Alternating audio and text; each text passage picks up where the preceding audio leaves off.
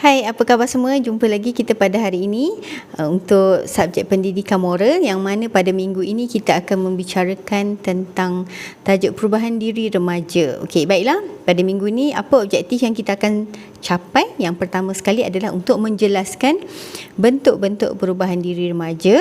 Yang kedua adalah mengenal pasti potensi diri remaja, ya, yang mana remaja itu sendiri adalah berkait rapat dengan diri kamu, ya. Okey, baiklah. Kita melihat pula kepada apakah bentuk-bentuk perubahan diri remaja. Okey, dia terbahagi kepada 3, ya. Yang pertama fizikal, yang kedua mental, dan yang ketiga adalah emosi. Okey. Bagaimana perubahan dalam bentuk fizikal? Okey, sebagai contoh, benda ni kita sedia maklum kan, kita dah belajar sains dulu kan.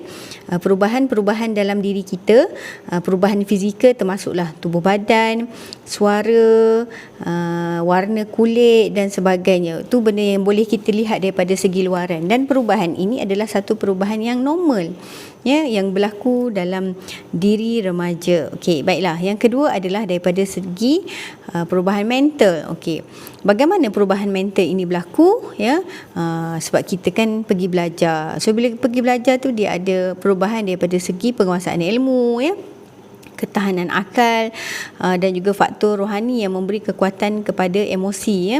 Dan Umi mengalami benda ni, dan Umi pasti semua orang mengalami perkara ini, ya, yang mana Umi dahulu bersekolah di satu sekolah di pendalaman, ya, di pendalaman, yang mana masa tu dia punya pendalaman tu sampai satu tahap di asrama tu kalau kita mandi memang kita mandi air perigi. Perigi tu yang jenis masukkan tali tu kan, lepas tu dia ada bekas air tu kecil tu, kita masukkan dalam tu, ambil air kan, naikkan ke atas, lepas tu baru mandi, ya. So memang sangat tradisional lah, ya.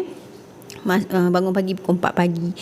So tidak dinafikan ini adalah satu bentuk perubahan, ya, kepada mental kita, yang mana Umi merasakan ia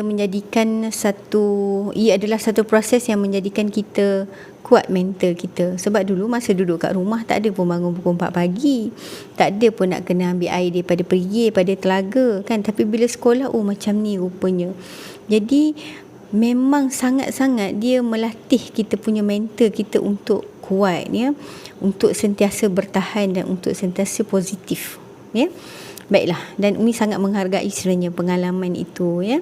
Dan yang ketiga adalah perubahan emosi. Okey, bila remaja ni ada satu sifat yang kita tak boleh lari, iaitu sifat ingin tahu. Ya, sebab tu kalau kamu tengok dekat TikTok kan, ada satu media TikTok, Umi pernah tengok TikTok tu, dia menyahut semua cabaran. Cabaran apa? Cabaran merebus toys mainan kan. So maksudnya apa, untuk apa? Sebab dia nak tahu apa yang berlaku. Okey. Ya, sifat ingin tahu, ingin mencuba dan ingin berdikari, dan juga ia adalah satu sifat yang mencari identiti sendirilah. Ya, sebab tu kalau kita melihat remaja ini, dia adalah satu zaman ataupun satu peringkat umur yang mana umur itu memang kita sedang mencari, kita nak jadi macam apa, kita nak pattern apa, cara kita bercakap macam mana, ya, cara kita makan macam mana, belajar macam mana, karakter kita macam mana, pakaian kita macam mana.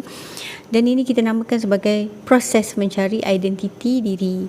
Dia sebenarnya tak ada masalah nak mencari identiti diri sendiri, cuma jangan sampai dia membahayakan kesihatan kamu, membahayakan keselamatan kamu, ya, dan juga mengancam nyawa kamu, ya.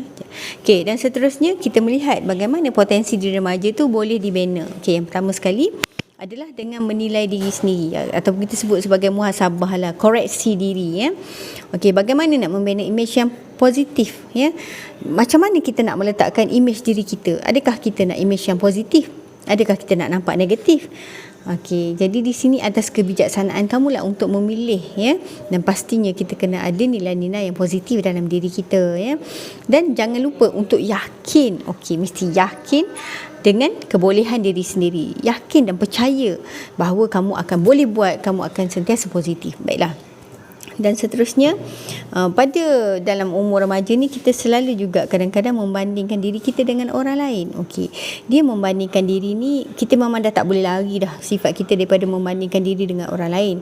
Cuma kita kena melihat sama ada ia memberikan kesan positif ataupun negatif dalam diri kita. Ya. Kalau dengan perbandingan itu menyebabkan kita akan rasa stres, akan rasa down, ya, maka cukup, jangan bandingkan diri kita dengan orang lain. Tapi apabila dengan membandingkan diri kita dengan orang lain tu dapat memupuk motivasi, ya, akan menjadikan kita lebih bersemangat, maka itu tak ada masalah, ya. Okey, baiklah, seterusnya menanamkan sifat cekal dalam diri. Ya, menanamkan sifat cekal dalam diri ni sebenarnya adalah konsisten menjadikan diri itu cekal, menganggap setiap kegagalan itu adalah satu proses. Okey, kegagalan itu adalah satu proses. Dia sebenarnya dalam hidup kita, tak semua benda kita akan buat kita akan berjaya, tidak. Dia dua. Satu berjaya, satu gagal. Adakah berjaya itu bagus dan gagal itu tidak bagus? Tidak semestinya sebenarnya. Sebab apa? Sebab pelajaran yang paling kita ingat sepanjang hidup kita adalah apabila kita gagal, ya. Gagal itu mungkinlah perit pada waktu kita melalui gagal tu.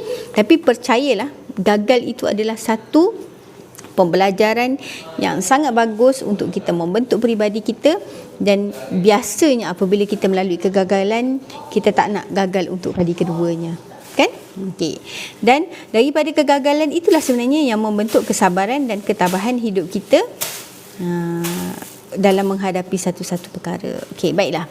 Hari ini nak kamu kongsikan apa dia peristiwa yang sangat memberi kesan dalam hidup kamu, dan peristiwa itu sebenarnya telah meletakkan diri kamu dalam keadaan yang sangat cekal, sangat tabah dan sangat sabar. Okey, kongsikan dengan Umi. Kita jumpa lagi minggu depan. Jaga diri, hiasi pribadi.